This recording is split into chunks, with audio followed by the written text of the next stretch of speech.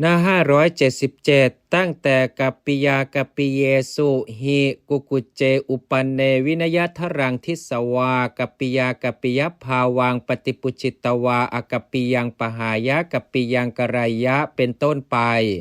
จริงอยู่ภิกษุเมื่อเกิดความรังเกียจในของที่ควรและไม่ควรขึ้นได้พบพระวินัยทรแล้วสอบถามถึงความเป็นของควรและไม่ควรแล้วจะพึงละของที่ไม่ควรเสียทำแต่ที่ควรแต่เมื่อไม่พบพระวินัยทรนั้นกระทำแม้ซึ่งสิ่งที่ไม่ควรด้วยสำคัญว่าควรก็ย่อมต้องอาบัติ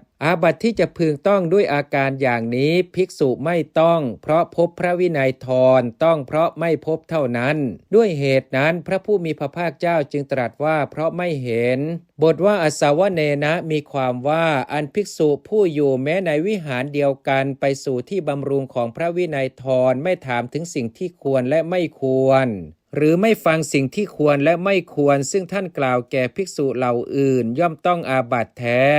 ด้วยเหตุนั้นพระผู้มีพระภาคเจ้าจึงตรัสว่าเพราะไม่ฟังบทว่าปสุตตตาได้แก่เพราะความเป็นผู้หลับเสียจริงอยู่ภิกษุย่อมต้องอาบัติเพราะนอนร่วมเรือนเพราะความเป็นผู้หลับก็ได้อันหนึ่งภิกษุเมื่อต้องอาบัติเพราะความเป็นผู้มีความสำคัญว่าควรในของที่ไม่ควรชื่อว่ามีความสำคัญนั้นต้องอาบัติเพราะลืมสติภิกษุย่อมต้องอาบัติที่จะพึงต้องด้วยอำนาจแห่งเหตุมี9ล่วงราตรีหนึ่งเป็นต้นคำที่เหลือในบททั้งปวงตื้นทั้งนั้นฉะนี้แลมุสาวาทวรรควรรณนาจบวินิจฉัยในภิกขุณีวรรคพึงทราบดังนี้บทว่าอาลาภายะได้แก่เพื่อประโยชน์แก่การไม่ได้ปัจจัยสี่อธิบายว่าภิกษุย่อมขวนขวายคือพยายามโดยประการที่ภิกษุณีทั้งหลายไม่ได้ปัจจัยบทว่าอนัตถายะได้แก่ขวนขวายบอกข่าวที่ให้โทษอันก่อให้เกิดความเสียหายบทว่านาวาสายะได้แก่เพื่อต้องการจะไม่ให้อยู่อธิบายว่าเพื่อต้องการกำจัดออกเสียจากคามเขตเป็นที่อยู่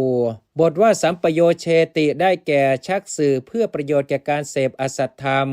พระอุบาลีเถระหมายเอากรรม7อย่างใดอย่างหนึ่งจึงทูลถามว่า